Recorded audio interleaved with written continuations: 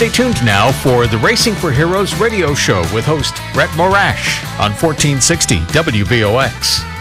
All right, Racing for Heroes fans, today is October 30th, Devil's Night for some of you, but just remember, be socially distant if you're going to go out. And we're here on WVOX, 1460 on the AM dial and streaming live if you go to the website, WVOX.com. So super excited today. We have some amazing guests, but our first one is on the line right now. It's Jack Zimmerman. He is a combat injured double amputee, served in the 101st Airborne Division in Afghanistan. And then when he got back and he was on the road to recovery, he got into driving and is now a stock car driver, and just a really super person, motivational, and, just his story is amazing. So, Jack, you on the line?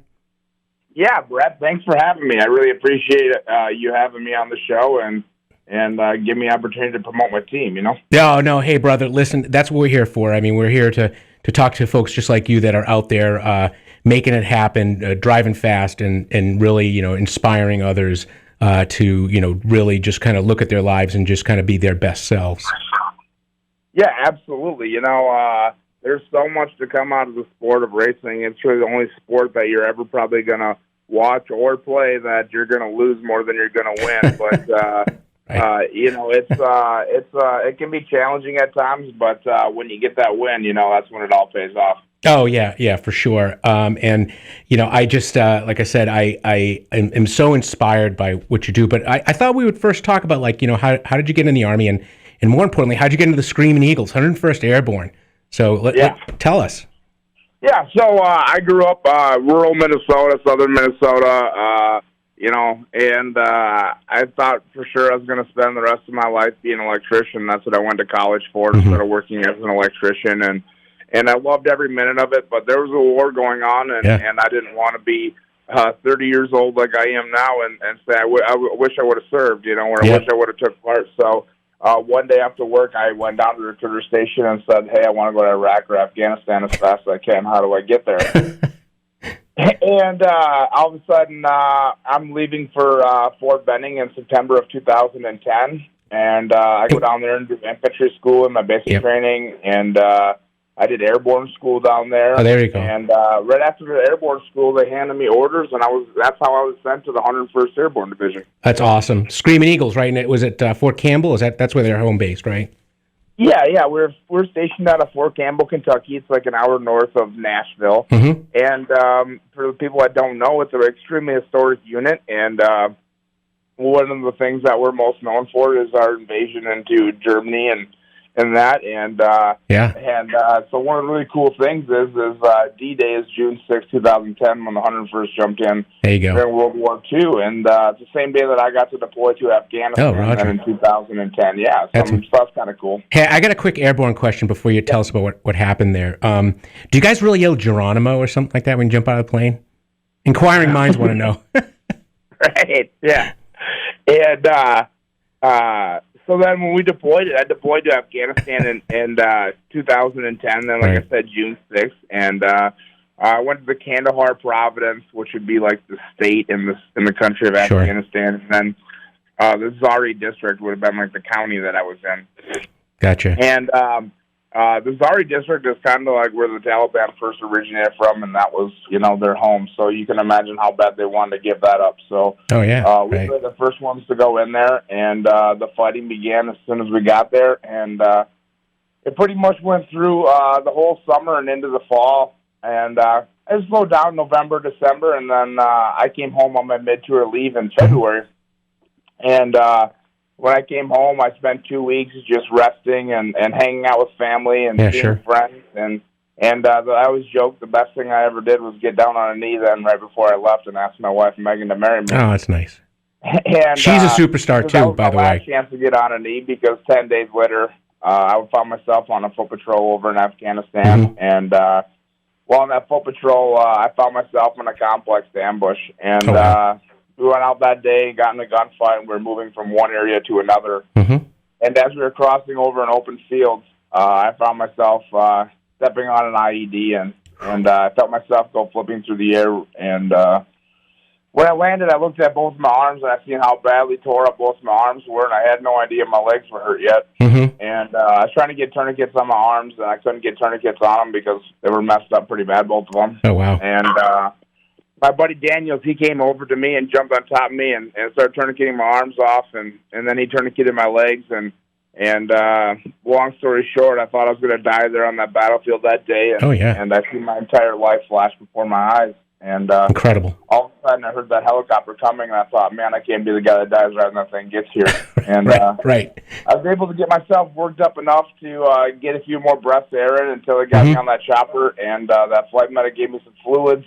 Yeah. And next thing you know, I landed at the airfield, and I woke up in San Antonio then. Oh, wow. 6 days later, and coming out of an induced coma, and I spent 2 weeks in the ICU, 4 weeks in a regular hospital room, and then as soon as I got out of there, 2 weeks later, I got married to my wife. Oh, wow. And then I rehabbed down there for a year and a half, and moved back here to Minnesota. Wow. Well, Megan's a superstar. I just want to put that out into the universe, so you please let her know I said that. Yeah, she is absolutely the.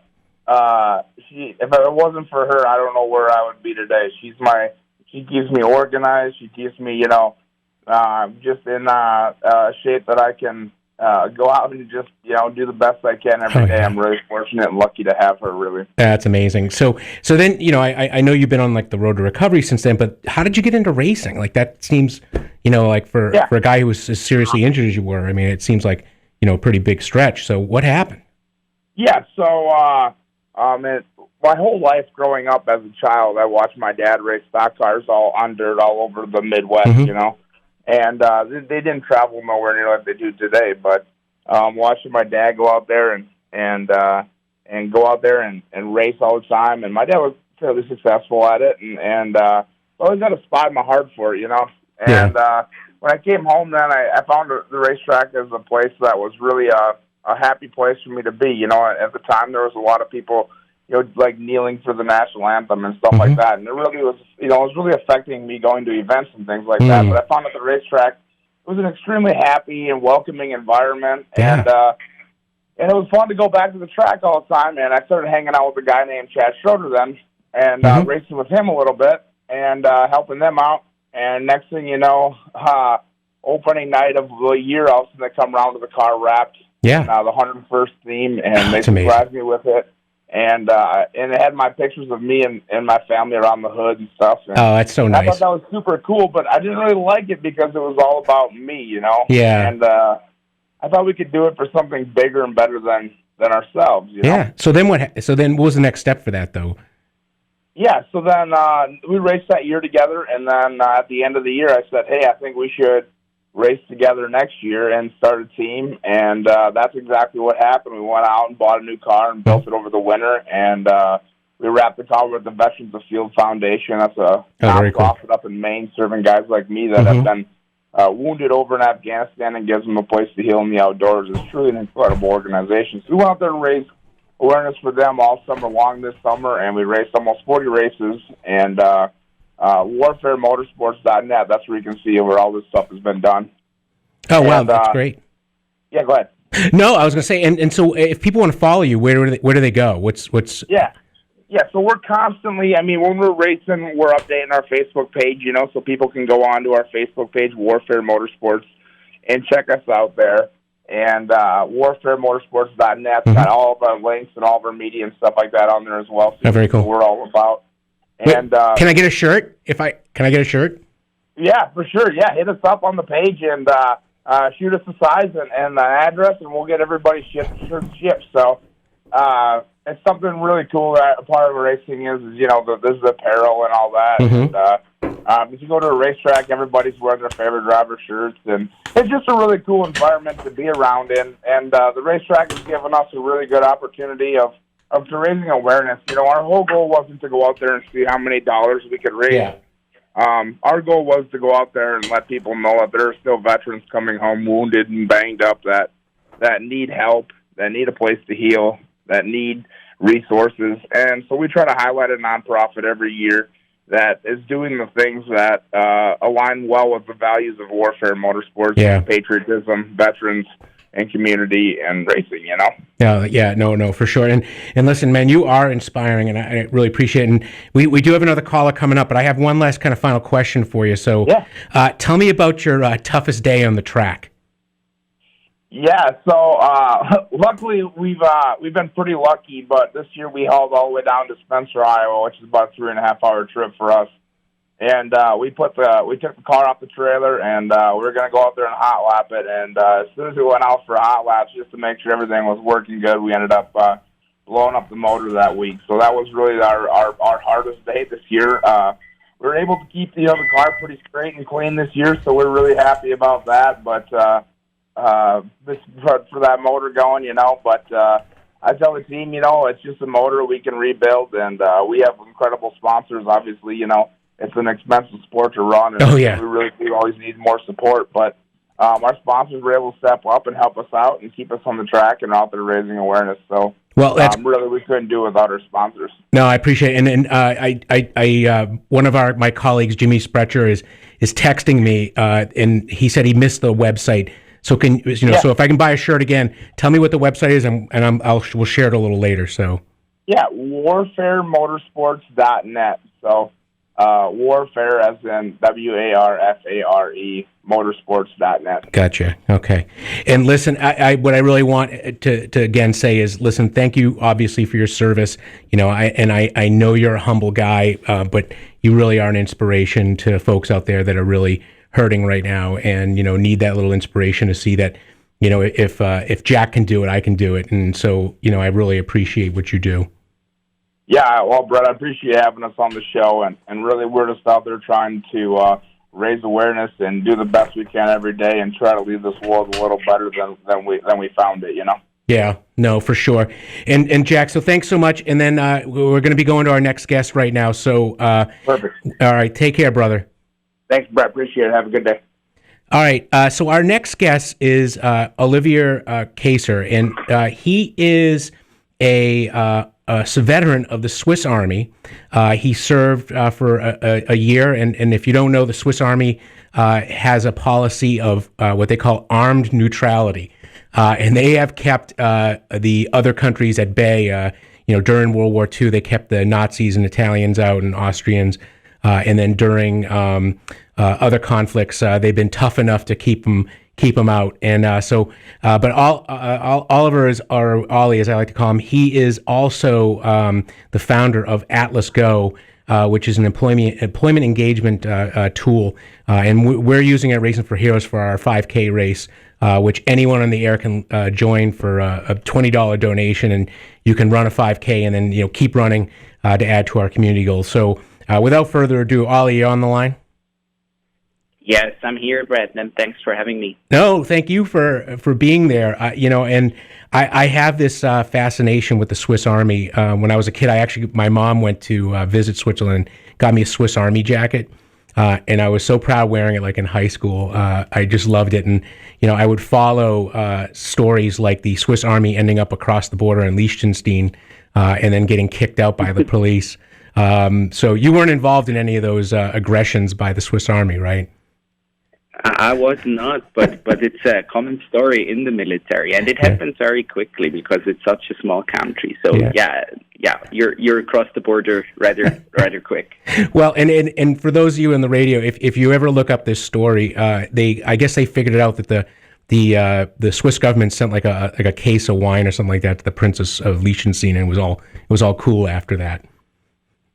Yeah, absolutely. And I mean, they told us that I was serving, I was close to the German border, and they actually really told us, make sure that you don't end up over there. Yeah, so that's the thing, actually. That's the thing. Yeah. And so you were conscripted, though. Like, you didn't have a choice, right? You were going to join the military whether you wanted to or not, and you ended up in the Army, right? Yeah, absolutely. So in Switzerland, every male at the age of 18 that is like ready to serve, in terms of, if you don't have any medical issues, you have to serve. So I would say about probably maybe a little bit less than 50% of the male population is serving, and if you're female, you can if you'd like to. Yeah. Gotcha. Yes. And so what did you do in the Army, though? What was your specialty? So I was part of the Air Force, my job was kind of being a secretary, so to speak, for an officer. Learned how the signals work, learned how, how to draw maps and things like that. Set up a commando post in bunkers, that kind of stuff. And the boot camp was about 21 weeks, I think, if I remember correctly. Yeah, it's like ours, yeah. So, yes, exactly. Yeah, fun stuff. And I heard that you got to make lots of PowerPoint presentations, and I think that anyone who's suffered through being a staff officer knows what it's like making maps with the little icons all over it. Exactly. And yeah, I knew these. My grandfather was in the Army too, and he had these little templates where you can draw them from as well. So yeah, it definitely rang a bell. Yes. Well, I'll tell you, I had flashbacks of being back stationed in Djibouti, making hundreds and hundreds of PowerPoint slides, and it wakes me up sometimes in the middle of the night. So yeah. In fact, the guys in the booth right here bobbing their head up and down there, some of them are interns, and I'm sure that they've had to suffer through that in college. So, but it's a skill. It's a skill. And so that kind of leads me to the next thing. So, you left the military, and obviously you went to go work in Switzerland, and you eventually came here to the United States and founded a company. So just tell us the voyage. Oh yeah, interesting question. So. My first time in the U.S. was in 2011. I studied in San Diego for an exchange semester and kind of fell in love with just, the country and the quality of life. Obviously, San Diego is a special place with the beaches and everything. And I was working back home in Switzerland in the financial industry, obviously as a Swiss, right? So, but mostly in corporate social responsibility. I also kind of served, you want to name it like that, the government appointed me to a mission in Cambodia for half a year, where I worked for a social enterprise, and that kind of opened my eyes after 12 years in a corporate environment. I want to do something different. Oh, that's amazing. So I traveled to the U.S., studied, and then found my two co-founders during studying, and then we founded AtlasGO together. Yeah, that's amazing. That's the story in a nutshell. And I've worked with AtlasGO, as you know, and so, but I'm assuming it's a pretty flat organization, though. I don't think there's a whole lot of you. Oh no, it's we're still small. We're 10, 13 people. Yeah. Flat hierarchy, a little different than the Army, obviously. So, yeah. They don't call you the general, do they? What was that? They don't call you the general or anything like that, right? Nah, we don't really do that.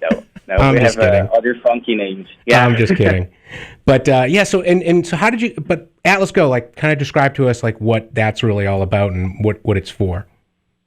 Yeah, so the initial idea back then was that you just go download the AtlasGO app and you can log a run and do good with it. So a company would sponsor you for and then your miles would translate into donations to nonprofits. Today we're doing that still. You can still download the app and go for runs and plant trees and things like that. And we're using the platform, as you mentioned, for employee engagement for companies specifically, and then for impactful nonprofit organization like yours to do virtual races. Yeah. Obviously, in the time distancing, it's a welcome kind of option to engage your community, do something good together, and support a great cause. So I'm pumped about our race that we're running right now. Yeah, it's fun. It's the Racing for Heroes 5K the Air Base in Bagram. Sorry, I fumbled that a little bit, but and then our goal is everyone runs their own little 5K, and then we're trying to get to a community goal of 7,092 miles. And you can join for as easy as $20, or if you're a bicyclist and you want the biking shirt, it's $70. But there's kind of graduated places there, and you can get a huge belt buckle too if you want to have a rodeo belt buckle. We even have a Racing for Heroes rodeo belt buckle for folks. So we're pretty excited about that. Yeah. Yes. I do hope, lots of folks are going to join it. It's a worthy cause. And at the moment, I think we're 250 miles in, so we have some miles to go. Yep. And put up your case. It's appreciated. Yeah, and I actually I went out yesterday in the storm, and I went 3.5 miles. But the reason I got cut short was the trail was flooded out on the nature study where I live. and a tree fell down in front of me, and it was, thankfully I was doing a Facebook Live video, and it like slowed me down about 10 seconds, and honestly the tree went down like where I probably would have been pretty close to, and I was like, yeah, I think I'm going to get back on the regular road. So anyway, it was, but yeah, there's no reason to get killed doing any of these virtual 5Ks. And you can also do it on a treadmill too, right? Like if you don't want to go out in public, right? And how does that work? Yeah, absolutely. The application will let you to just, put your miles manually. You can go track it. You can sync it with another app if you have a Strava or a Garmin or a Fitbit or whatever. Mm-hmm. So there's plenty of options to make your miles count. And again, in the end of the day, this is a community thing, right? This is about, making a statement, doing something together. You can post pictures as well on the app and give out virtual high fives to the community and to others who are doing the race. Like to you, Brett, I saw a lot of your posts already. So there's a lot of interaction happening as well, and that's in the end of the day. That's the goal, right? To kind of be together while we're separated and do something worthwhile. Get out, absolutely, do some sports. Absolutely. Yeah. No, and I've been taking, you probably saw a couple pictures of me and my daughter. I've been taking her on the walks. I will tell you, the first time she walked 4 miles, she was kind of hurting at the end of that. So, but it was good. It got her out of the house, and because they're virtually, they're being virtual schooled right now. So it's been interesting. So cool. Yeah, so thank you for that. Hey, so I as you know, this is also a show about racing and stuff like that, and I know that you have a very special car, and it's currently back in Switzerland. But tell us about your amazing Thunderbird. Yeah, that's an interesting story. When I was in the U.S. in 2011, I was always like kind of a car fan and addict. I always loved racing, when I was like, I don't know, in my pre-teens maybe. Sure. When the racing video games came out, I always wanted to have them. And and then kind of fell in love with this car in San Diego. It's the 56 Thunderbird. Oh, wow. And it kind of made sense to have something like that when you're down in Southern California. Well, it's like 70 degrees every day, so. Yeah, exactly. And now it's back home in Switzerland. And was it's a convertible too, right? So like you got to ride with the top down? Yeah, exactly. Oh, that's amazing. And it has a beautiful sound. Was built the same year my dad was born, so that's special too. So cool thing. That is really cool. Have. Now, is your dad driving it now? Is that who's taking care of it back in Switzerland? From time to time, yeah. My brother, my family, yes, yeah. All right. Well, I just want to make sure that it's being given the love it needs to, unless you bring it back to the U.S. Oh yes, no, we'll make sure. It's a precious thing, and you have to take care of it for sure. No, cars like that are special, and I always have a dream myself of getting an old Jeep, like an old like Willie's Jeep or something like that. I think that's more my kind of style, but they're still having a car that's just like amazing, and like it's like a living, breathing thing. It's not like a modern car where it's all electronic. I mean, you have to know what you're doing. Yeah, absolutely. No, it's fun. It's a cool hobby for sure. Yeah. I'm fond of it. So, did you ever have a breakdown in your Thunderbird or anything like that? Because usually we ask those kind of tough questions. And what happened? It's quite sturdy. It's quite sturdy. It works well, and these cars are built to last. So I didn't really had an issue yet with any of them. Yeah, I'll do knock on wood for that, because we don't want to tempt fate or anything like that. So, but and listen, and if you can give us our website, what's the website if people want to go join the race or even see what AtlasGO does? Yeah, for sure. I mean, you can go to atlasgo.org.